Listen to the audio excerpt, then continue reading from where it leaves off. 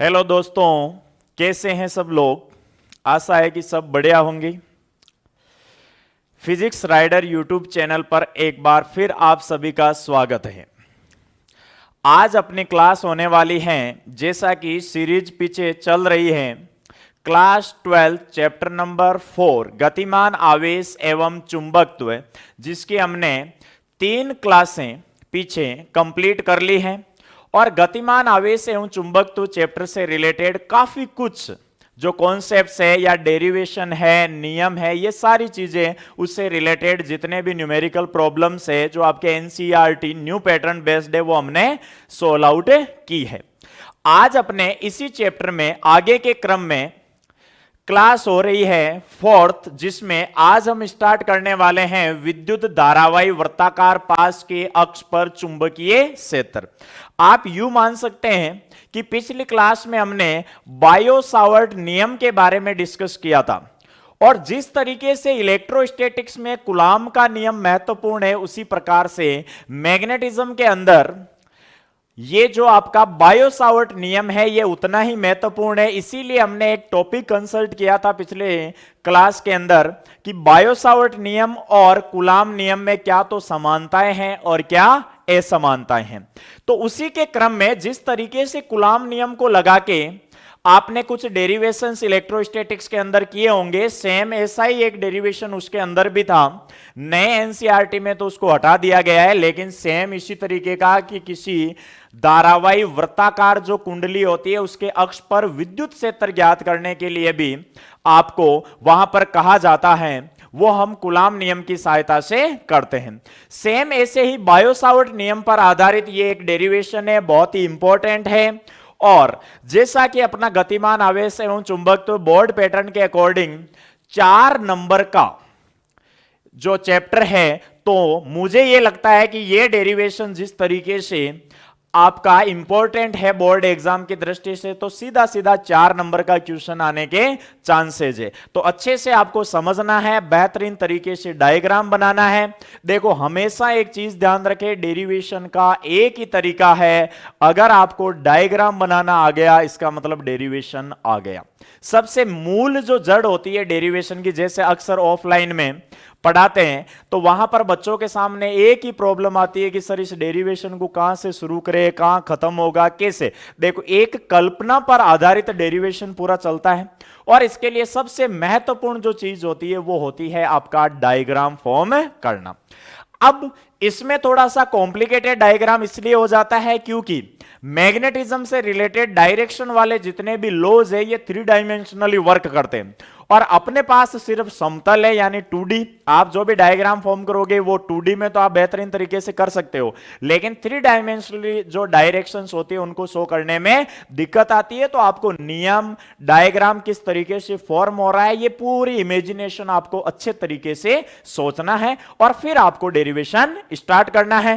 तो शुरू करते हैं आज की क्लास। विद्युत धारावाही वृत्ताकार पास के अक्ष पर चुंबकीय क्षेत्र, बढ़िया सी हेडिंग डालिए और मेरे साथ साथ नोट्स बनाते रहिए और समझते रहिए। अगर कोई डाउट है तो कमेंट सेक्शन में जाके पूछ सकते हो।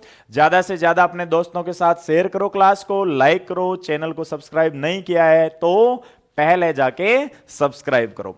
तो देखो, स्टार्ट करते हैं। विद्युत धारावाही वृत्ताकार पास के अक्ष पर चुंबकीय क्षेत्र, या इसी को दूसरे तरीके से ऐसे कहा जा सकता है किसी धारावाही वृत्ताकार कुंडली के अक्ष पर चुंबकीय क्षेत्र। तो ध्यान रहे, इसी को दूसरे तरीके से कैसे कहा जा सकता है, किसी धारावाही वृत्ताकार कुंडली। धारावाही का मतलब होता है जिसमें धारा प्रवाहित हो रही हो। किसी धारावाही वृत्ताकार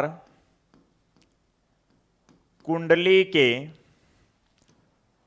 अक्ष पर चुंबकीय क्षेत्र। कई बार इसी का नाम दूसरे तरीके से ऐसे भी लिखा हुआ आ सकता है कि किसी धारावाही वृत्ताकार कुंडली के अक्ष पर चुंबकीय क्षेत्र ज्ञात करो, या दूसरा है विद्युत धारावाही वृत्ताकार पास के अक्ष पर चुंबकीय क्षेत्र ज्ञात करो। देखो, सबसे पहले आपको पता होना चाहिए कि इसका डायग्राम कैसे फॉर्म होगा। तो देखो, हम लेते हैं एक धारावाही वृत्ताकार कुंडली। तो सबसे पहले हम ले रहे हैं भाई एक धारावाही वर्ताकार कुंडली। यह है आपकी धारावाही वर्ताकार कुंडली है। अब देखो, इमेजिनेशन आपके माइंड में इस तरीके से लेना है कि यह जो वर्ताकार कुंडली है इस प्रकार से नहीं है कि जिस तरीके से इसको दर्शाया हुआ है उस तरीके से यह नहीं है।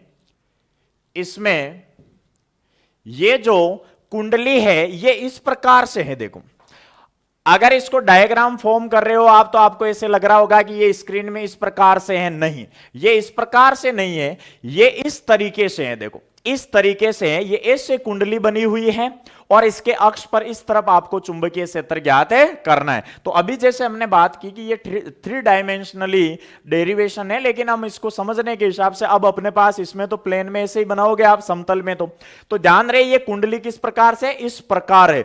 ये यहां से ऐसे इस प्रकार कुंडली है और इसके अक्ष पर आपको चुंबकीय क्षेत्र ज्ञात करना है। तो ये आपके पास एक वर्ताकार धारावाही पास या कुंडली है जिसके अक्ष पर आपको चुंबकीय क्षेत्र ज्ञात करना है। तो इसकी रेडियस में मान लेता हूं आर है। कितनी रेडियस है भाई इसकी, आर रेडियस इसकी हम मान लेते हैं। यह आपके सामने आर रेडियस की एक वर्ताकार कुंडली है, यह इसका सेंटर हो जाएगा। और इसमें मान लेते हैं कि कौन सी डायरेक्शन है, एंटी क्लॉकवाइज डायरेक्शन में आई धारा प्रवाहित हो रही है। क्योंकि चुंबकीय क्षेत्र ज्ञात करना है तो धारा तो प्रवाहित करनी पड़ेगी। तो ये ऐसे एक कुंडली है जिसमें इस डायरेक्शन में क्या हो रही है भाई, धारा प्रवाहित हो रही है। तो इसके सेंटर से अक्ष पर ऐसे आपको चुंबकीय क्षेत्र ज्ञात करना है। तो अब देखो, इसके अक्ष पर चुंबकीय क्षेत्र आपको ज्ञात करना है तो इसका अक्ष होगा वो इस डायरेक्शन में होगा, ये इसका अक्ष होगा। देखो, धारावाही वर्ताकार कुंडली ऐसे है, इसके सेंटर से जो अक्ष होगा वो इस तरफ होगा। तो इस तरफ अक्ष पर मैं कोई भी एक पॉइंट ले लेता हूं, उस पर आपको चुंबकीय क्षेत्र का मान ज्ञात करना है। तो जैसे मान लो यहां पर एक पॉइंट ले लेते हैं हम P, जिस पर आपको चुंबकीय क्षेत्र का मान ज्ञात करना है। यह अपना क्वेश्चन कह रहा है, यानी ये सारी चीजें आपको गिवन होगी कि एक धारावाही वर्ताकार कुंडली या पास है जिसमें आई धारा प्रवाहित हो रही है, उसकी रेडियस r है और इसकी अक्षीय स्थिति पर कोई बिंदु P जिस पर चुंबकीय क्षेत्र आपको ज्ञात करना है। और मान लो ये डिस्टेंस कितनी है, x डिस्टेंस है। कितनी डिस्टेंस है ये, x डिस्टेंस है। केंद्र से कितनी दूरी पर है, बिंदु P x डिस्टेंस पर है। इस पर आपको चुंबकीय क्षेत्र का मान ज्ञात करना है। अब आप कहोगे कि सर हमने अभी चुंबकीय क्षेत्र ज्ञात करने के लिए पढ़ा है बायो-सावर्ट का नियम, और बायो-सावर्ट का नियम कहां लगता है भाई, किसी धारा अवयव यानी स्मॉल एलिमेंट अल्पांश पर लगता है। तो अब ये धारावाही वर्ताकार कुंडली तो पूरी हो गई, तो इसका क्या करना पड़ेगा आपको, अगर बायो-सावर्ट नियम आपको अप्लाई करना है तो सबसे पहले एक स्मॉल एलिमेंट लेना पड़ेगा। तो मान लो मैं इस धारावाही वर्ताकार कुंडली में से एक अल्पांश कट करता हूं। यहां पर मैंने एक अल्पांश कट कर लिया और इसकी लेंथ कितनी मान लेते हैं, dl वेक्टर। आपको पता है जब किसी स्मॉल लंबाई के अल्पांश में से धारा प्रवाहित होती है तो उसको हमने एक नाम दिया था धारा अवयव, आइडियल वेक्टर, जो वेक्टर फॉर्म में चलता है। तो मैंने यहां पर ले लिया भाई एक अल्पांश। अब देखो, जैसे इस पूरी वर्ताकार धारावाही कुंडली के कारण इस बिंदु पर चुंबकीय क्षेत्र होगा, तो मैं सबसे पहले पूरे को ने लेके ले रहा हूं कि एक अल्पांश ले लिया हमने, तो इसके कारण भी इस पर चुंबकीय क्षेत्र होगा या नहीं होगा, बिल्कुल होगा, क्योंकि स्मॉल लंबाई है तो उसमें से भी तो आई धारा प्रवाहित हो रही है। और बायो-सावर्ट नियम यही तो कहता है कि किसी धारा अवयव के कारण भी किसी बिंदु पर चुंबकीय क्षेत्र हो सकता है। तो इस धारा अवयव के कारण यहां पर चुंबकीय क्षेत्र क्या होगा, तो देखो यहां से इस P बिंदु पर चुंबकीय क्षेत्र कितना होगा, किस डायरेक्शन में होगा, सबसे मेन चीज यह है। और मान लेते हैं कि इस धारा अवयव से इसकी जो डिस्टेंस है वो कितनी है भाई, स्मॉल r। कितनी मान लेते हैं, स्मॉल r। अब इस dl वेक्टर के कारण इस बिंदु P पर चुंबकीय क्षेत्र तो होगा, ये तो कंफर्म है, लेकिन होगा किस डायरेक्शन में, सबसे मेन चीज ये है। अब देखो, ये कुंडली इस तरीके से है, देखो ध्यान से इमेजिन करना इसको। ये कुंडली ऐसे है, मैंने dl वेक्टर काटा है यहां पर, P बिंदु है यहां पर कहीं पर, इस तरीके से। dl वेक्टर में आइडियल वेक्टर की डायरेक्शन किस तरफ है भाई, इस तरफ है या नहीं है, आगे की तरफ है। बिंदु P कहां पर है, यहां पर है। तो मुझे यह बताओ, यहां पर अगर चुंबकीय क्षेत्र निकालना है तो कौन सा नियम था, राइट हैंड थंब रूल था, दाएं हाथ के अंगूठे का नियम, लगाओ अंगूठे का नियम। देखो अगर इस तरफ आइडियल वेक्टर की डायरेक्शन है तो यहां पर बिंदु P पर चुंबकीय क्षेत्र परपेंडिकुलर लंबवत होगा या नहीं होगा? देखो ऐसे लगाओ, इस तरफ है आइडियल वेक्टर, अंगूठा जिस तरफ है आइडियल वेक्टर ऐसे ही तो है, धारावाही वर्ताकार कुंडली ये है, ऊपर आपने काटा तो आइडियल वेक्टर की डायरेक्शन इधर है या नहीं है। अब बिंदु P पर बात करो तो इस तरफ इस डायरेक्शन में है या नहीं है चुंबकीय क्षेत्र। इसका मतलब आप कहोगे कि यहां पर जो चुंबकीय क्षेत्र होगा वो कहीं ना कहीं इसके परपेंडिकुलर इस डायरेक्शन में होगा, इस डायरेक्शन में होगा या नहीं होगा? देखो आइडियल वेक्टर की डायरेक्शन इधर है तो इसके लंबवत ये किस तरफ होगा? इस तरफ। क्योंकि अब देखो लंबवत क्यों होगा, तो ये चीज आपने पढ़ी होगी कि बायो-सावर्ट का नियम क्या कहता है, एक बार बता देता हूं आपको। पहले डीबी वेक्टर बराबर होता है mu naught upon 4 pi I dl vector cross r vector upon r cube. ये आपने पीछे पढ़ा है भाई, वेक्टर फॉर्म। अब देखो यहां पर आपका आइडियल वेक्टर है, इससे आर डिस्टेंस पर, तो आर कैप की डायरेक्शन या आर वेक्टर की डायरेक्शन इधर होगी या नहीं होगी? अब जो डीबी वेक्टर है वो डीएल वेक्टर और आर वेक्टर से बने तल के लंबवत होता है या नहीं होता है? कल मैंने आपको अच्छे से ये चीज बताई है कि कहीं क्रॉस प्रोडक्ट आ जाए तो क्रॉस प्रोडक्ट में जो क्रॉस प्रोडक्ट से राशि बनती है वो हमेशा उससे बने तल के क्या होती है? लंबवत। जैसे फॉर एग्जांपल कि मैंने सी वेक्टर लिखा, ये आता है ए वेक्टर क्रॉस बी वेक्टर से, और मैं आपसे कहूं कि सी वेक्टर की डायरेक्शन क्या है, तो वो क्या होगी? ए वेक्टर और बी वेक्टर से बने तल के लंबवत, यानी ए वेक्टर और बी वेक्टर के क्या होगी? लंबवत। तो देखो आइडियल वेक्टर इधर है, आर वेक्टर इधर है, तो इसके परपेंडिकुलर इस डायरेक्शन में आपके इस डीबी वेक्टर या इस आइडियल जो स्मॉल एलिमेंट आपने लिया इसके कारण जो चुंबकीय क्षेत्र होगा उसकी डायरेक्शन होने वाली है। यह आपको अच्छे से समझना है भाई, लो लगा के। तो ऐसे नियम लगाओगे तो यहां पर P बिंदु पर देखो ऊपर की तरफ आ रही है नहीं आ रही, ऐसे लगाओगे तो P बिंदु पर किस तरफ है? ऊपर की तरफ चुंबकीय क्षेत्र की डायरेक्शन। ये एक चीज समझ में आ गई तो पूरा डेरिवेशन इजी से हो जाएगा। अब देखो यानी यहां पर चुंबकीय क्षेत्र की डायरेक्शन इस डीएल वेक्टर या धारावियों के रूप में लो तो आइडियल वेक्टर के कारण इस तरफ होगी, इसको मैं मान लेता हूं डी बी वेक्टर। भाई इधर स्मॉल एलिमेंट लिया है तो इधर भी डी बी वेक्टर ले लो। अब देखो इसी तरीके से मैं एक दूसरे अल्पांश को लेता हूं, इसके ठीक विपरीत। भाई पूरा धारावाही जो वर्ताकार पास है वो छोटे छोटे इन अल्पांशों से मिलकर बना होगा, तो एक हमने ऊपर ले लिया तो एक ठीक इतनी ही लंबाई का नीचे की तरफ मैं लेता हूं डी एल वेक्टर लंबाई का अल्पांश लिया। अब जैसे इसके कारण चुंबकीय क्षेत्र होगा वैसे इसके कारण भी चुंबकीय क्षेत्र होगा या नहीं होगा? बिल्कुल होगा। तो देखो कितना होता है, मान लो अब देखो इस चीज को ध्यान से,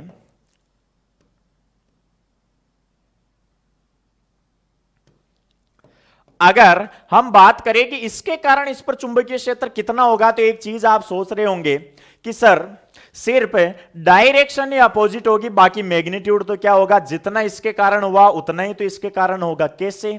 देखो आइडियल धारा उतनी आई प्रवाहित हो रही है, अल्पांश की लेंथ भी डीएल ही लिया आपने, ठीक है। डीएल और बिंदु पी के बीच की दूरी भी ये अगर आर है तो मुझे ये बताओ ये भी आर होगी या नहीं होगी? ये डिस्टेंस भी कितनी होगी? आर ही होगी। देखो ये डिस्टेंस भी कितनी हो जाएगी भाई? आर डिस्टेंस ही होगी। इसका मतलब यह हुआ कि इसके कारण जो चुंबकीय क्षेत्र होगा, पहली बात तो इसकी डायरेक्शन किस तरफ होगी। तो आप सोच पा रहे होंगे कि जिस तरीके से इधर आइडियल की डायरेक्शन थी तो पी पर ऊपर की तरफ था, तो अब की बार इसके लिए आइडियल की डायरेक्शन किस तरफ है? इस तरफ है या नहीं है? तो उसके कारण जो यहां पर चुंबकीय क्षेत्र इसके कारण आएगा वो किस तरफ आएगा भाई? नीचे की तरफ आएगा या नहीं आएगा? आप आराम से लो लगा के सोच सकते हो इसको। यहां पर आ जाएगा इसके कारण चुंबकीय क्षेत्र, और इसको मैं नीचे की तरफ नाम दे देता हूं डी बी डैश वेक्टर। क्या नाम दे देता हूं? D B dash vector. इसके कारण डीबी मान लेते हैं, इसके कारण डी बी डैश वेक्टर मान लेते हैं। यह आपका डायग्राम फॉर्म हो गया भाई, इतना आपको समझना है। यह डायरेक्शन सबसे मेन चीज है। अब देखो आपके पास डायरेक्शन आ गई, तो पहले तो इसको लिखना कैसे है? तो नोट्स के रूप में सबसे पहले डायग्राम बनाने से पहले आपको यह लिखना है। देखो कुछ चीजें मैं लिख रहा हूं यहां पे।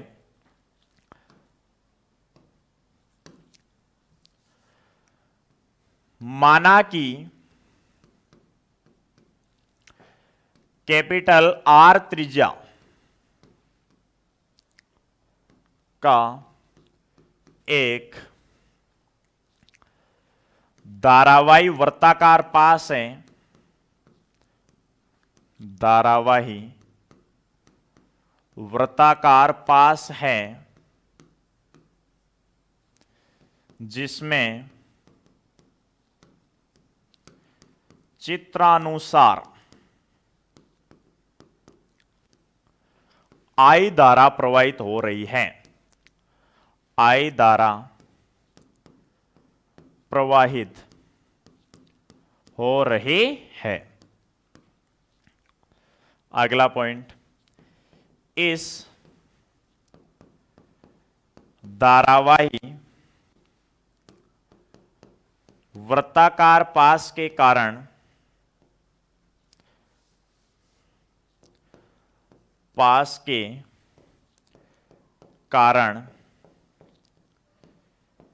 इसके केंद्र O से x दूरी पर इसकी अक्षीय स्थिति पर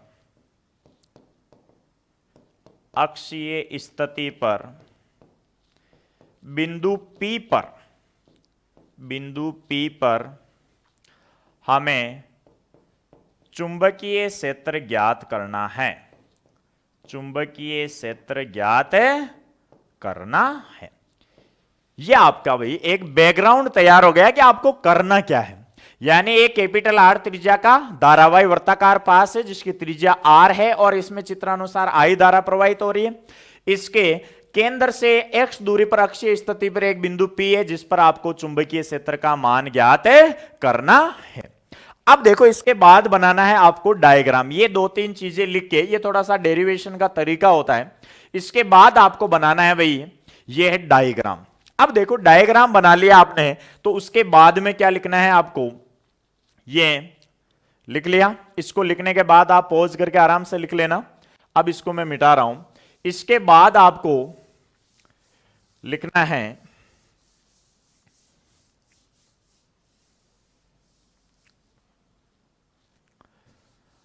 आगे पॉइंट, बिंदु P पर चुंबकीय क्षेत्र ज्ञात करने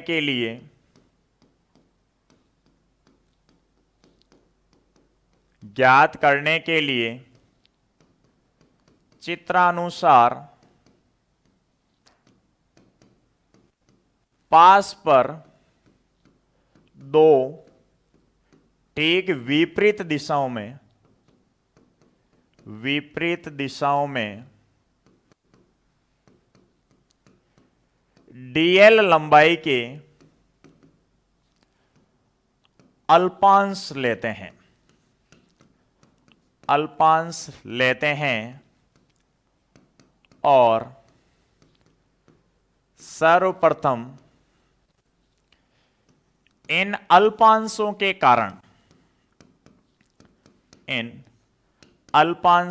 कारण बिंदु P पर चुंबकीय क्षेत्रों क्रमशः dB वेक्टर व dB डैश वेक्टर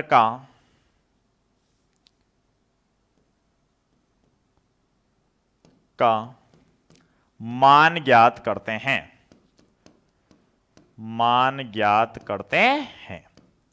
देखो सबसे पहले क्या करते हैं, बिंदु P पर आपको चुंबकीय क्षेत्र ज्ञात करना है तो आपने ठीक विपरीत दिशाओं में समान लंबाई dl के क्या ले लिए, दो अल्पांश ले लिए और इसके कारण बिंदु P पर आपको सबसे पहले चुंबकीय क्षेत्र का मान ज्ञात करना है। किसके कारण, इन अल्पांशों के कारण।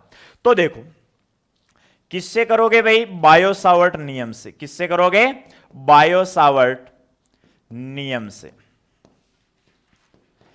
देखो डायरेक्ट में लिख रहा हूं कि आपका जो dB वेक्टर है इसका परिमाण और dB डैश वेक्टर का जो परिमाण होने वाला है वो सेम होने वाला है। और कितना होने वाला है भाई, और वो फॉर्मूला है mu naught upon 4 pi I dl sine theta upon r square. क्या होगा? I dl sine theta upon r square. अब देखो, mu naught upon 4 pi I dl sine theta upon r square आपके सामने आ गया है इनका परिमाण। भाई धारा कितनी प्रवाहित हो रही है? आई प्रवाहित हो रही है दोनों में से। लंबाई डीएल डीएल, डिस्टेंस भी दोनों के लिए कितनी है? R r. अब आती है यहां पर आर की बात, तो ऊपर वाला मैं मिटा रहा हूं, आप पॉज करके आराम से लिख सकते हो इसको। अब बात आती है यहां पर थीटा की। देखो थीटा कहां से लेके आओगे? थीटा क्या होता है भाई? यहां पर थीटा होता है डीएल वेक्टर और आर वेक्टर के बीच का एंगल, अगर आपको सदिश रूप याद है तो देखो डीएल वेक्टर इधर है, आर वेक्टर इधर है। देखो ये सेम, डीएल वेक्टर इस तरफ है, आर वेक्टर इधर है, तो इन दोनों के बीच का एंगल 90 होगा या नहीं होगा? डीएल वेक्टर किधर? इधर है। आर वेक्टर किधर है? इधर। तो इनके बीच का एंगल होगा वो क्या होगा यहां पे? 90 डिग्री। तो देखो यहां थीटा बराबर 90 डिग्री है, तो डी बी वेक्टर का मैग्नीट्यूड, या आप कह सकते हो डी बी डैश वेक्टर का मैग्नीट्यूड कितना आ जाएगा भाई? Mu naught upon 4 pi I d l sine 90। Sine 90 की value 1 upon r square, equation number first. ये आ चुका है आपके सामने। इस डीएल वेक्टर और इस डीएल वेक्टर के कारण, यानी डीबी वेक्टर कहो चाहे डीबी डैश वेक्टर कहो, दोनों का परिमाण क्या होगा? Mu naught upon 4 pi I d l upon r square. लेकिन डायरेक्शन क्या होगी? विपरीत होगी। इसकी लंबवत उधर है तो इसकी लंबवत है इधर है। अब देखो डीबी वेक्टर और डीबी डैश वेक्टर परिमाण में तो समान है, लेकिन एक क्रिया रेखा के अनुदिश नहीं है। अगर इनके लाइन ऑफ एक्शन की बात करें तो ये एक क्रिया रेखा के अनुदिश नहीं है। और आपको याद होगा, जब कोई भी दो वेक्टर क्वांटिटी एक क्रिया रेखा के अनुदिश नहीं होती है तो उनको हम घटकों में वियोजित करते हैं। क्या करोगे आप? घटकों में वियोजित। तो देखो चित्र से स्पष्ट है कि डीबी वेक्टर व डीबी डैश वेक्टर परिमाण में समान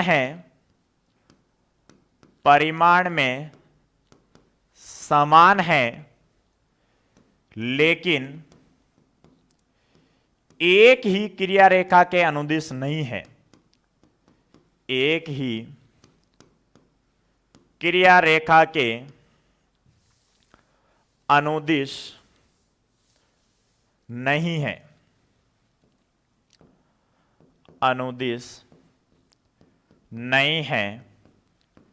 अतः इनको घटकों में वियोजित करने पर,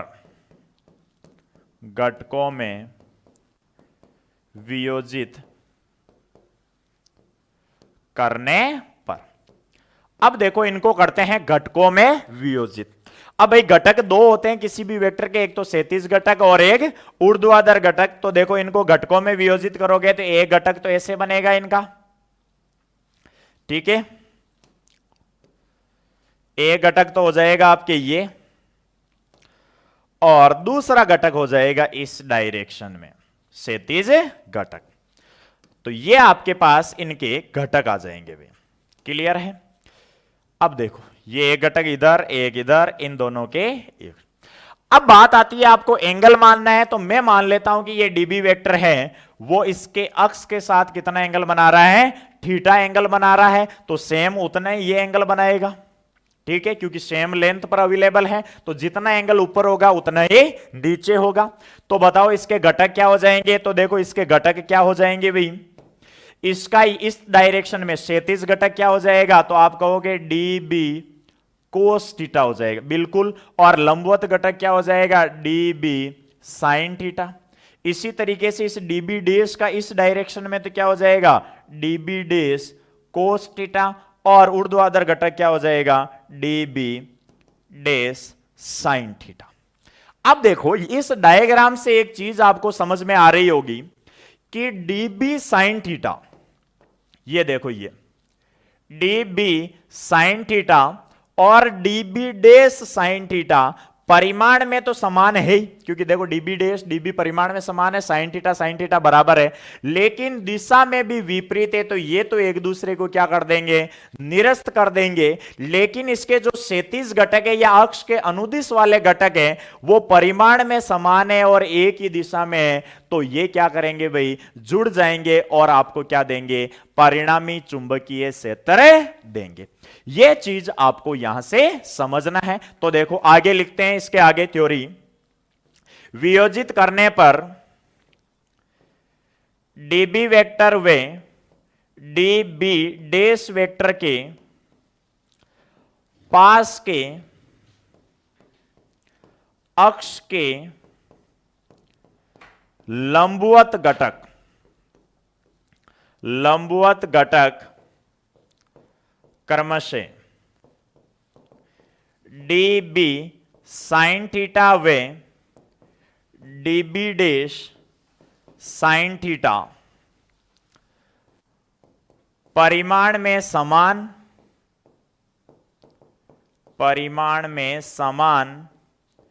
व दिशा में विपरीत होने के कारण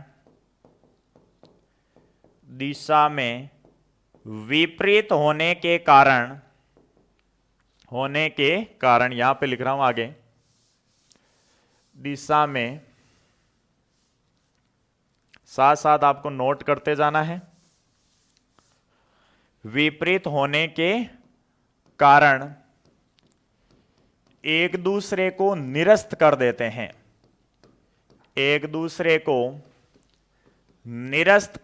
हैं,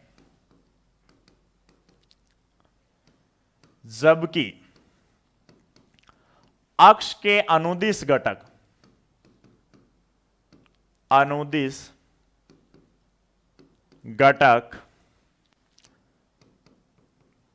परिमाण में समान व एक ही दिशा में होने के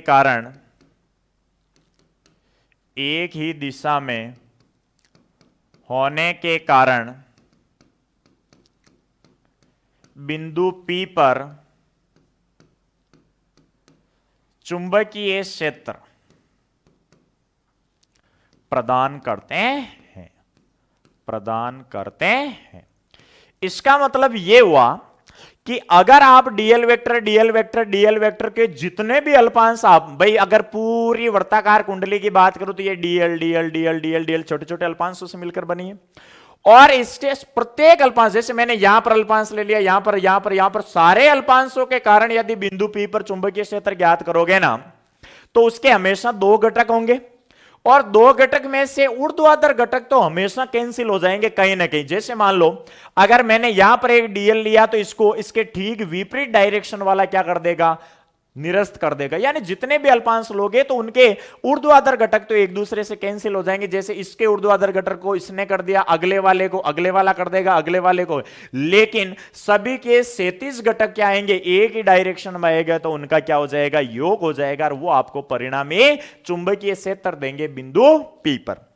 अब आप ये कहोगे दो के कारण तो हो गया, लेकिन अब इसमें तो क्या होंगे, बहुत सारे डीएल वेक्टर के अल्पांश होंगे, तो आपको बिंदु P पर चुंबकीय क्षेत्र ज्ञात करना है। तो एक तरीका तो क्या है कि सभी अल्पांशों के कारण जितने भी डीबी कोस थीटा आ रहे हैं उनको जोड़ दो, और दूसरा आपको पता है तो इसी एक सीरीज का तरीका होता है, एक का क्या कर दो, इंटीग्रेशन कर दो, तो आपके पास भी क्या आ जाता है, टोटल आ जाता है, क्योंकि सबके कारण परिमाण क्या होगा, सेम। चाहे आप कितने भी डीएल वेक्टर लो बिंदु P पर, सबके कारण जो आर डिस्टेंस होगी वो सबके कारण क्या होगी, सेम। तो डायरेक्ट तरीका है कि डीबी का सबकी जगह, चाहे डीबी हो, डीबी डैश, आगे डी डबल डैश लो, कितना भी लो, सबके कारण चुंबकीय क्षेत्र का परिमाण बिंदु P पर सेम रहेगा। इसलिए आप क्या कर दोगे, डायरेक्ट समाकलन कर दोगे। तो आगे हम नोट करते हैं, इसमें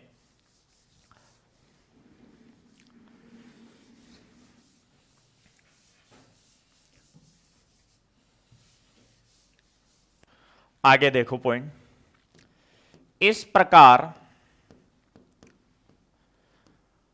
पूरे धारावाही वर्ताकार पास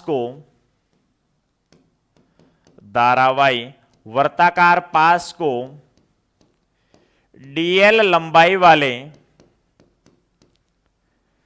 अल्पांशों से मिलकर बना माने तो संपूर्ण धारावाही वृत्ताकार पाश के कारण बिंदु P पर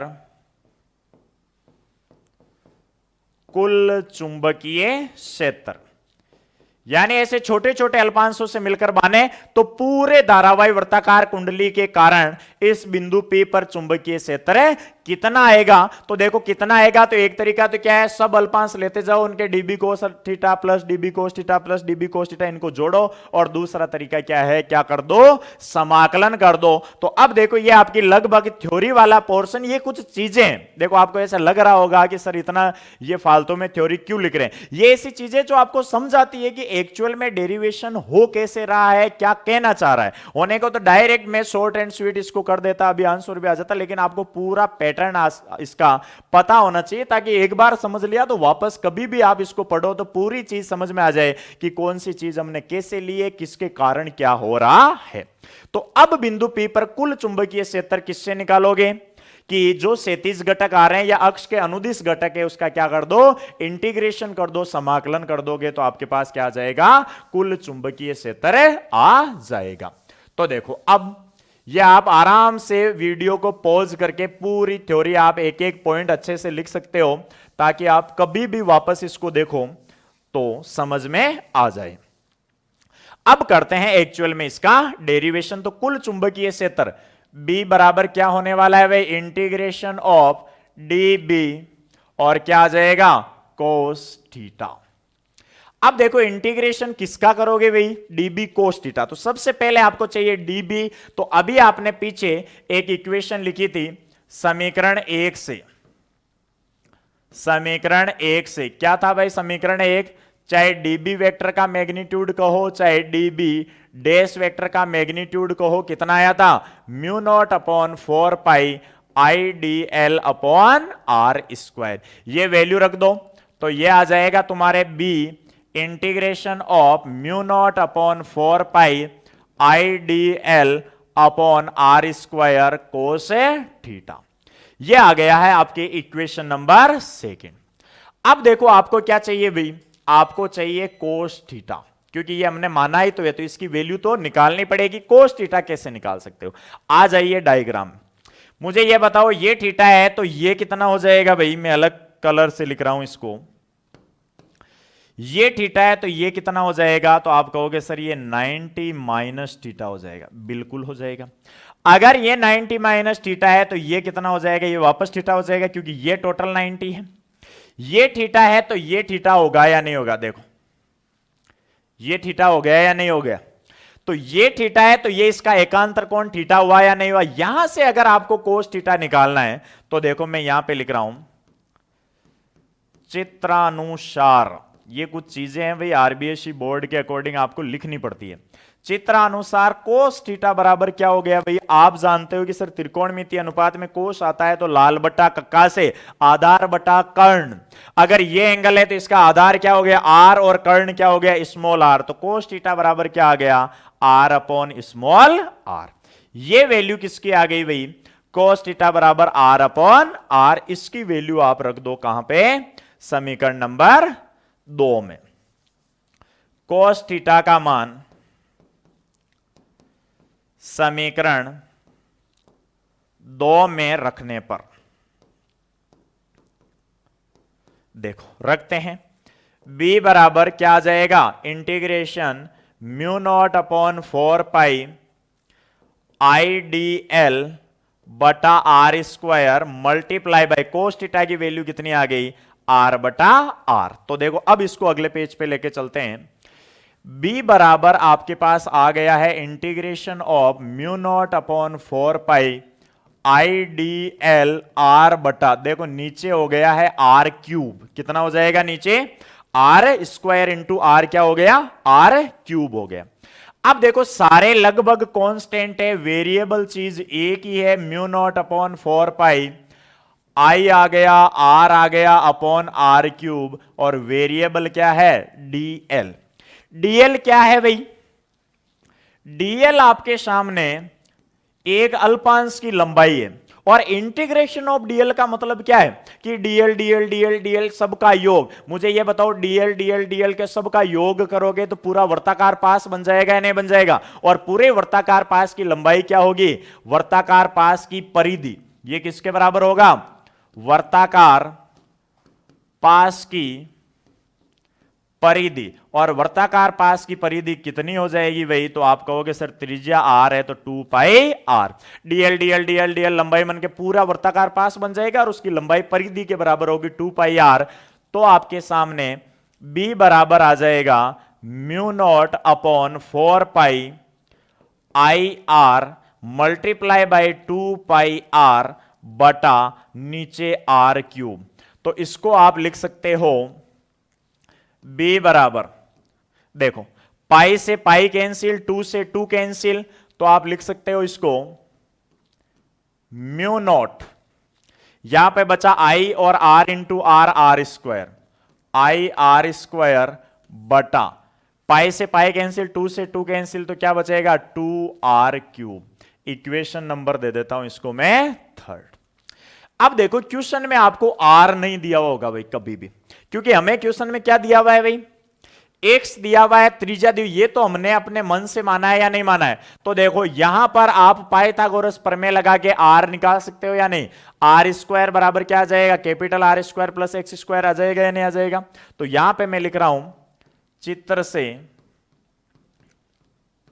देखो क्या हो जाएगा, आर बराबर डायरेक्ट पाइथागोरस प्रमेय से लिख रहा हूं मैं, r square plus x square होगा या नहीं होगा, या इसी को क्या कह सकते हो आप, r is equal to r square plus x square की पावर 1/2। भाई रूट को आप क्या कह सकते हो, 1/2 पावर। ये पाइथागोरस प्रमेय से डायग्राम से आया है, अच्छे से देख सकते हो आप। r कर्ण है, ये आधार है, ये लंब है, तो इसके आधार पर तो r का मान समीकरण 3 में रख दो, r का मान समीकरण 3 में रखने पर, समीकरण 3 में रखोगे तो b बराबर आ गया आपके सामने mu naught I r square बटा 2, आर क्यूब है, देखो आर का क्यूब करोगे तो यहां पर क्यूब गुणा हो जाएगा, तो देखो क्या हो जाएगा भाई, r square plus x square की पावर 3/2। क्या हो जाएगा भाई, क्यूब है, 1/2 गुणा होगा। ये आपके सामने निकल के आ गया है भाई, बहुत ही शानदार वाला रिलेशन कि किसी धारावाही वर्ताकार पास के कारण इसके अक्ष पर चुंबकीय क्षेत्र का मान कितना होता है, तो यह होता है b बराबर mu naught I r square बटा 2 r square plus x square की पावर 3/2। बहुत ही अच्छे से शानदार तरीके से आपको इस रिलेशन को ध्यान में रखना है। देखो डेरिवेशन कोई ज्यादा डिफिकल्ट नहीं है, आपको सीधा बायोस आउट, देखो एक तो ये स्टेटमेंट आपको ध्यान में रखना है, कहां से आया इसको मैंने बहुत अच्छे से आपको एक एक लाइन लिखा के समझा दिया है। फिर इसके आगे इसका परिमाण आपको पता ही है क्या आएगा, ये आता है, वैल्यू रखो, कोस थीटा की वैल्यू निकालो, इजी सा डेरिवेशन है, आराम से सोल्व कर सकते हो। तो किसी वर्ताकार धारावाही पास या कुंडली के कारण उसके अक्ष पर चुंबकीय क्षेत्र का मान कितना होता है, mu naught I r square बटा 2 r square plus x square की पावर 3/2। आई धारा प्रवाह है, म्यू नॉट आप जानते हो 4 पाई इंटू 10⁻⁷। आर क्या है, कुंडली की त्रिज्या है, आर एक्स क्या है, केंद्र से अक्ष पर दूरी है। अब देखो इसमें एक कंडीशन और आती है, स्पेशल कंडीशन। स्पेशल कंडीशन यह कहती है कि यदि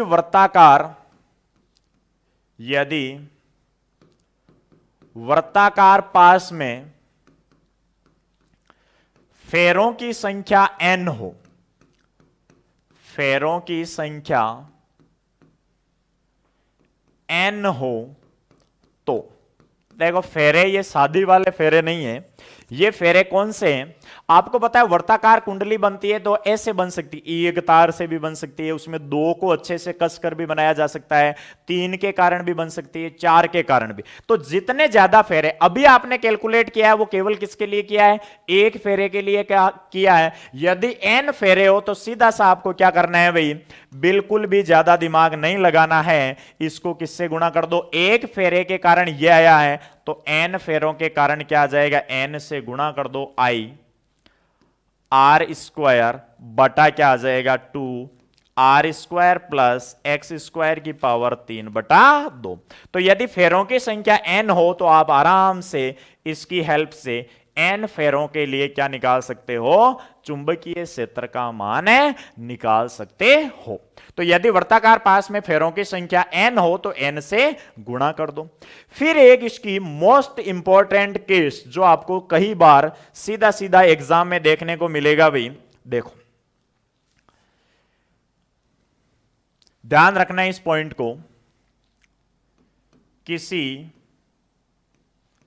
वर्ताकार धारावाही पास के केंद्र पर चुंबकीय क्षेत्र, बहुत ही इंपॉर्टेंट पॉइंट होने वाला है भाई, कि यदि इसके सेंटर पर आपको चुंबकीय क्षेत्र पूछा जाए तो क्या होने वाला है। देखो भाई, आपके पास अक्ष पर कितना आया तो आप कहोगे sir mu naught n I r square बटा 2 r square plus x square की पावर 3/2 आया। ये तो कहां है, कहीं पे भी। अगर केंद्र पर बात करें तो मुझे यह बताओ केंद्र का मतलब क्या हो गया रे, केंद्र का मतलब x बराबर 0 हो गया या नहीं हो गया। ध्यान से देखो इस डायग्राम को भाई, अगर ये सेंटर से x दूरी पर P है तो इस पर अपने पास जो फॉर्मूला आया है, अगर इसके केंद्र पर निकालना है तो ये पॉइंट यही आ जाएगा, नहीं आ जाएगा, तो x की वैल्यू क्या हो जाएगी 0। अगर x की वैल्यू 0 होती है तो B एट सेंटर, C से डिनोट कर देता हूं, क्या हो जाएगा भाई, mu naught n I r square बटा 2। देखो x 0 हो जाएगा तो आर स्क्वायर की पावर 3/2, तो स्क्वायर से स्क्वायर कैंसिल, क्या आ जाएगा आर क्यूब, आर स्क्वायर से ये आर कैंसिल हो जाएगा, तो B एट सेंटर क्या आ जाएगा भाई, ये आ जाएगा म्यू नॉट एन आई बटा 2r। बहुत ही अच्छा और इंपॉर्टेंट रिलेशन फिर आपको कि वर्ताकार पास या कुंडली के केंद्र पर चुंबकीय क्षेत्र कितना होगा, तो सेंटर पर कितना होगा, म्यू नॉट एन आई बटा 2r। फेरा एक हो तो म्यू नॉट आई बटा 2r हो जाएगा, और एन फेरे है तो एन से मल्टीप्लाई कर दो। ये किसके लिए आ गया, किसी वर्ताकार धारावाही पास के केंद्र पर चुंबकीय क्षेत्र। यह डेरिवेशन आपका 4 नंबर का बहुत ही बेहतरीन तरीके से बोर्ड एग्जाम के लिए तैयार है। अगर आप इसको पूरा जैसे मैंने एज इट इज लिखाया है विद डायग्राम, किस तरीके से चीजें जो थ्योरेटिकल पोर्शन है, अगर ये पूरा कंप्लीट लिखते हो तो पूरे नंबर आपको मिल जाएंगे। अब बढ़ते हैं इसी से रिलेटेड कुछ पॉइंट्स है। वर्ताकार तार के कारण चुंबकीय क्षेत्र रेखाएं बंद वर्ताकार पास बनाती है। देखो ये वर्ताकार पास क्या था, ये इस तरीके से है कि आपको पता है यदि कोई धारावाही वर्ताकार तार है तो उसमें अगर आप धाराएं प्रवाहित करोगे तो जैसे सीधे तार के कारण चारों तरफ चुंबकीय क्षेत्र रेखाएं होती है या नहीं होती है, उसी तरीके से धारावाही वर्ताकार तार में अगर धारा प्रवाहित होती है तो वहां पर ये जो धारा प्रवाहित होती है उसके कारण जो चुंबकीय क्षेत्र रेखाएं बनती है वो क्या बनाती है, बंद वर्ताकार पास बनाती है। दूसरा, धारावाही वर्ताकार पास के कारण चुंबकीय क्षेत्र की दिशा दक्षिण हस्त अंगुष्ठ नियम द्वारा ज्ञात की जाती है। यह मैंने आपको पहले ही बता दिया है किस तरीके से। अगर धारावाही वृत्ताकार पास है तो उसके कारण कैसे होगी, ये हमने पीछे वाली क्लासों में भी पढ़ा है कि दक्षिण हस्त अंगुष्ठ नियम से कि वृत्ताकार में अगर धारा प्रवाहित हो रही है तो अंगुलियां धारा की दिशा में होगी, तो अंगूठा किसको बताएगा, चुंबकीय क्षेत्र की दिशा को बताएगा। अब मुझे कोई यह बताएगा कि इसके कारण जो रिजल्टेंट चुंबकीय क्षेत्र आया बी वेक्टर, उसकी डायरेक्शन किधर है, तो देखो रिजल्टेंट बिंदु बी पर चुंबकीय पी पर चुंबकीय क्षेत्र की डायरेक्शन किस तरफ है। देखो इधर वाले तो सारे कैंसिल हो गए, जुड़ किस तरफ रहे, इधर ही रह रहे हैं। तो देखो नियम लगाओ, ये धारावाही वृत्ताकार कुंडली, धारा एस से प्रवाहित हो रही है, तो अंगुलियों को एस से मोड़ोगे तो देखो चुंबकीय क्षेत्र अक्ष के अनुदिश आ रहा है या नहीं आ रहा है। तो यहां पर आप एक पॉइंट और लिख सकते हो, ये जो कंडीशन बनी आपके, ये जहां बिंदु P पर चुंबकीय क्षेत्र की दिशा अक्ष के अनुदिश होती है, अक्ष के अनुदिश होती है, यानी किसके अनुदिश है? अक्ष के अनुदिश ही रिजल्टेंट आया है। तो देखो आगे ये दक्षिणी हस्त अंगुष्ठ नियम क्या कहता है, ये वैसे मैं पहले भी समझा चुका हूं, लेकिन यहां पर एक बार और समझ लो कि इस नियम के अनुसार वृत्ताकार तार के चारों ओर अपने दाएं हाथ की हथेली को इस प्रकार से मोड़िए कि उंगलियां विद्युत धारा की दिशा की ओर संकेत करे, तब इस हाथ का फैला हुआ अंगूठा चुंबकीय क्षेत्र की दिशा को बताता है। जैसे देखो ये बंद पास बना रहे हैं या नहीं बना रहे, देखो अगर ऐसे कुंडली, इस डायग्राम के हिसाब से ऐसे वर्ताकार कुंडली है जिसमें धारा इस डायरेक्शन में, तो देखो ऐसे मोड़ोगे तो धारा की दिशा में अंगुलियां मुड़ी हुई है, तो अंगूठा किसको बताएगा? चुंबकीय क्षेत्र की दिशा को, बी वेक्टर को बताता है, जो कैसे होगा? इस डायरेक्शन में होगा। भाई प्रत्येक पॉइंट पर लगाओगे तो इस डायरेक्शन, जैसे यहां पे लगाओगे तो ऐसे ऐसे ऐसे बनते बनते परपेंडिकुलर क्या होगा? चुंबकीय क्षेत्र होगा। तो इस तरीके से आप किसी धारावाही वृत्ताकार कुंडली के कारण चुंबकीय क्षेत्र ज्ञात कर सकते हो। अब इससे रिलेटेड कुछ आपके एनसीईआरटी के एग्जाम्पल, जिसमें पहला देखो, चित्र में दर्शाए अनुसार किसी सीधे तार जिसमें 12 एंपियर की धारा प्रवाहित हो रही है। भाई कितने एंपियर की धारा प्रवाहित हो रही है? इसमें 12 एंपियर की धारा प्रवाहित हो रही है, 12 एंपियर, ठीक है, को 2 सेंटीमीटर त्रिज्या के अर्धवृत्ताकार चाप में मोड़ा गया। अगर मैं यहां पर इसका सेंटर मानूं तो इसकी त्रिज्या कितनी होने वाली है? भाई त्रिज्या होगी इसकी कितनी है? 2 सेंटीमीटर, ठीक है। इस चाप के केंद्र पर चुंबकीय क्षेत्र को B माने। यहां पर मैंने मान लिया कि केंद्र पर चुंबकीय क्षेत्र कितना है? B है। सेम ऐसे ही सेम तरीका है इसमें भी, सिर्फ इसमें नीचे मोड़ दिया और उसमें ऊपर की तरफ है। त्रिज्या वही 2 सेंटीमीटर है और यहां पर चुंबकीय क्षेत्र B मानना है, और धारा अभी भी कितनी प्रवाहित हो रही है? 12 एंपियर की ही प्रवाहित हो रही है। अब देखो पूछा क्या है, पहला देखो, सीधे खंडों के कारण चुंबकीय क्षेत्र कितना होगा? सीधे खंडों के कारण इस बिंदु P पर, सीधा कौन सा है? एक तो ये है और एक ये है। मुझे एक चीज बताओ, सीधे खंडों के कारण इस चुंबकीय क्षेत्र B कितना है? यहां पर ऐसे लिखा हुआ है कि चुंबकीय क्षेत्र B कितना होगा, तो B मतलब सेंटर वाला कितना होगा। मुझे यह बताओ, क्या सीधे खंडों के कारण इस B पर चुंबकीय क्षेत्र होगा क्या? इस बिंदु सेंटर पर चुंबकीय क्षेत्र होगा क्या? बिल्कुल नहीं होगा। याद करो, आपको ए का सॉल्यूशन देखो, बायो-सावर्ट नियम क्या कहता है? dB बराबर mu naught upon 4 pi IDL sign theta upon R square, यही था। जहां पर थीटा क्या होता है? DL और R के बीच का एंगल। अगर सदिश रूप में लिखो तो dB वेक्टर क्या था? Mu naught upon 4 pi IDL vector cross R cap upon R square, यही था DL और R के बीच में। मुझे यह बताओ, ये सीधा है, इसका मैं कोई अल्पांश लेता हूं DL, यहां पर धारा की दिशा यह है तो इसकी दिशा यह है। यहां से R डिस्टेंस पर यहां पर ले रहा हूं, तो मुझे यह बताओ थीटा बराबर 0 डिग्री बनेगा या नहीं? वही अगर इसके कारण इस बिंदु पर देखूं तो थीटा बराबर कितना बनेगा? 180 डिग्री बनेगा या नहीं? जब थीटा 0 और 180 होता है तो इसकी वैल्यू 0, तो dB बराबर भी क्या आता है?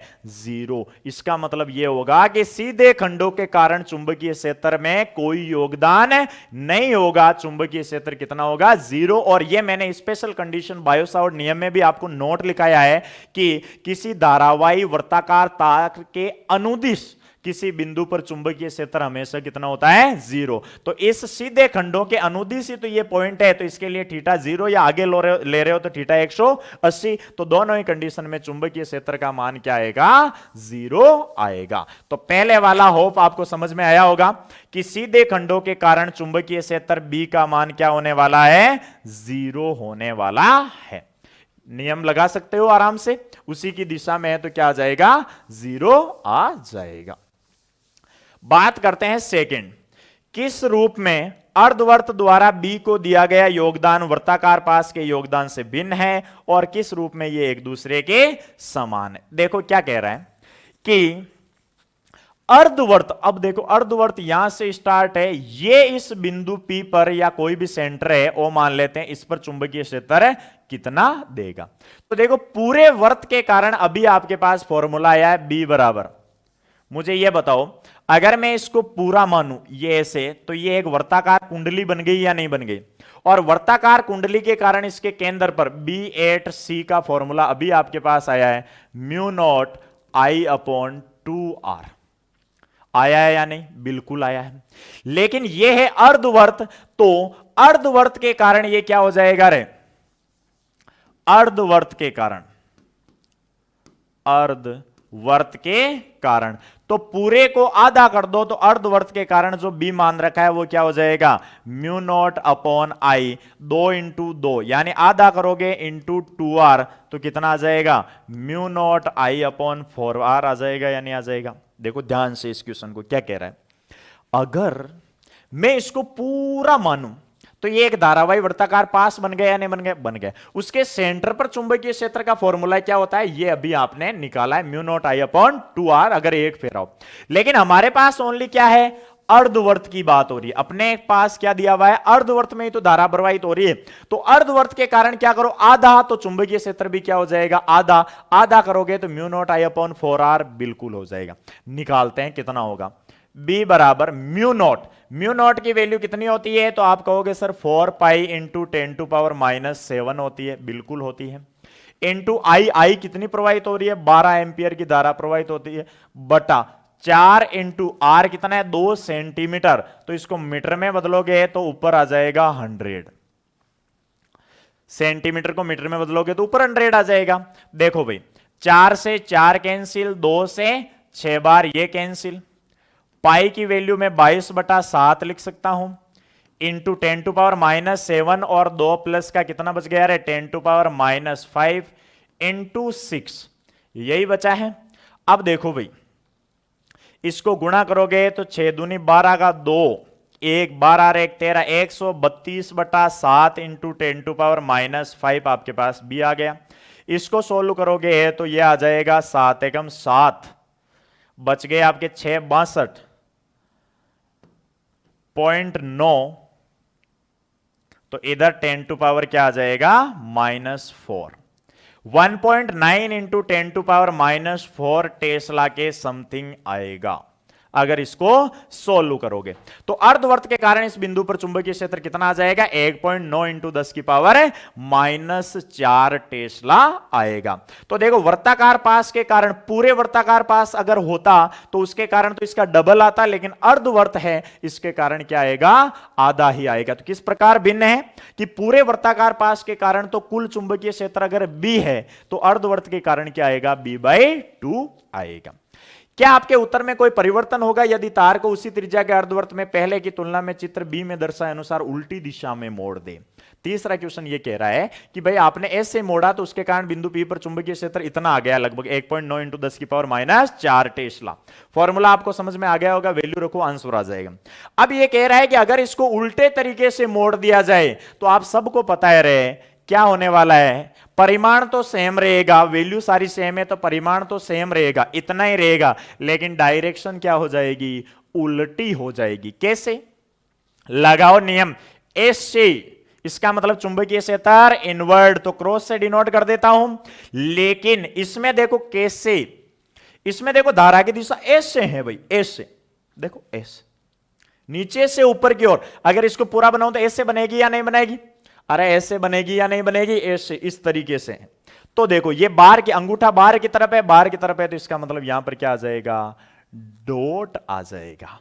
तो देखो इसके कारण बिंदु O मान लो केंद्र पर चुंबकीय क्षेत्र कागज के तल के लंबवत अंदर की ओर होगा, लेकिन इसके कारण कागज के तल के लंबवत है बाहर की ओर होगा। तो क्या फर्क पड़ेगा? सिर्फ दिशा विपरीत आएगी, बाकी परिमाण उतना का उतना ही रहेगा। आशा है कि आपको बहुत अच्छे से ये कॉन्सेप्ट समझ में आया होगा। देखो इस टाइप का क्वेश्चन पूछने के चांसेस तो बहुत कम होते हैं, कि ये क्या हो रहा है, लेकिन समझने के हिसाब से बहुत ही शानदार क्वेश्चन है। अब देखो, अगर आपके बोर्ड में ऐसा क्वेश्चन आता है तो वो आपको पूछेगा क्या, ये तो समझ में आ गया होगा कि एनसीईआरटी में आपके एग्जाम्पल दिया उस हिसाब से, तो ये समझ में आ चुका है। अब देखो, आपके बोर्ड वाले हैं ना, इसको बहुत ही सिंपल तरीके से पूछते हैं कि आपको एक पॉइंट दे देंगे यहां P, और यहां पे पॉइंट दे दिया P। आपसे कहेगा कि P बिंदु पर चुंबकीय क्षेत्र की दिशा बताओ, आपसे सिर्फ ये पूछता है। तो आपको सीधा नियम लगाना है, टुड़ुक ऊपर जा रहा है, अंगूठा अंदर, क्या आ गया भाई, क्रॉस, कागज के तल के लंबवत अंदर की ओर, यहां क्या, टुणुक नीचे की ओर, तो क्या आ जाएगा, डॉट आ जाएगा, बस। अरे बोर्ड वाले बहुत आराम से पूछते हैं, आपको ज्यादा परेशान नहीं करना चाहते, वो सिंपल सा क्वेश्चन पूछेंगे, अगर पूछेंगे तो इसमें से। ये तो आपको समझना, माइंड डेवलप करने वाली चीज है ये तो, कि क्या होगा क्या है। बाकी बोर्ड में अगर क्वेश्चन आएगा तो ये सिंपल सा आएगा कि भाई आपको एक पॉइंट दे देगा, बताओ यहां पर चुंबकीय क्षेत्र की दिशा कैसे होगी, कागज के तल के लंबवत अंदर की ओर या बाहर की ओर, तो अपने वाला ये नियम लगाना है, सांप वाला, सांप की फन करनी है आपको, है ना। तो इस आधार पर इस क्वेश्चन को सोल्व कर सकते हो। बढ़ते हैं आगे नए क्वेश्चन की ओर।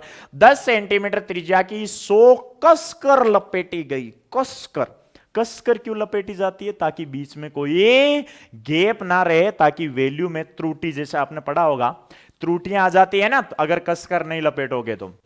फेरों की किसी ऐसी कुंडली पर विचार कीजिए, कर लिया, जिसमें 1 एम्पीयर विद्युत धारा प्रवाहित हो रही है, कुंडली के केंद्र पर चुंबकीय क्षेत्र सीधा है। हलवा क्वेश्चन है बिल्कुल, ऐसे मान लो कि सोल्व करने की जरूरत ही नहीं है, क्योंकि B8 सेंटर, BC से है ना, कुछ अलग मतलब मत निकालना है ना, BC, कई महानुभाव BC है ना अलग, C फॉर सेंटर। BC का फॉर्मूला क्या है भाई, म्यू नॉट एन आई बटा 2R आया होगा, अभी हमने निकाला है सेंटर पर, जब एन फेरे, क्योंकि फेरे दिए हुए अब की बार। तो देखो BC क्या होने वाला है भाई, म्यू नॉट की वैल्यू सबको पता है, 4 पाई इंटू 10⁻⁻7 होती है। एन फेरे कितने हैं, 100, वो भी कस कर लपेटे गए। आई कितनी धारा प्रवाहित हो रही है, 1/2 इंटू आर, त्रिज्या कितनी है रे, 10 सेंटीमीटर, तो मैं ऊपर लेके आ जाता हूं 100 को, ताकि इजी कैलकुलेशन, सेंटीमीटर को मीटर में बदलोगे तो 100 ऊपर। देखो भाई, गया 2 से 2 बार, तो B बराबर कितना आ गया रे, ऊपर बचा 2 पाई, पाई को 22/7 लिख दो, क्या पता कुछ, वैसे मेरे हिसाब से कोई फर्क पड़ने वाला है नहीं, तो मैं तो ये कहूंगा कि 3.14 ही ले लो, क्योंकि कटने वाला तो है नहीं। तो 2 इंटू 3.14 इंटू क्या बचा भाई, और 10 की पावर 2 और 1 3 हो गया, 1 का तो कोई मतलब वैसे ही नहीं है, 10 की पावर 3 और माइनस की 7, मतलब आप सोच रहे होंगे कि 10 की पावर -4 बच गई, मैं भी यही सोच रहा हूं, इतनी ही बची। 2 से मल्टीप्लाई कर दो भाई, 8 2 और 6, 6.28 इंटू 10 की पावर -4 टेस्ला आपका आ गया आंसर, यही आएगा ना, बिल्कुल ये 6.28 इंटू 10 की पावर -4 टेस्ला आपका आंसर आ चुका है भाई। तो ये सारे कॉन्सेप्ट्स एक डेरिवेशन पर बेस्ड, बहुत अच्छा सा तो हमने डेरिवेशन किया, साथ में उससे रिलेटेड प्रॉब्लम्स भी हमने सोल्व कर ली है।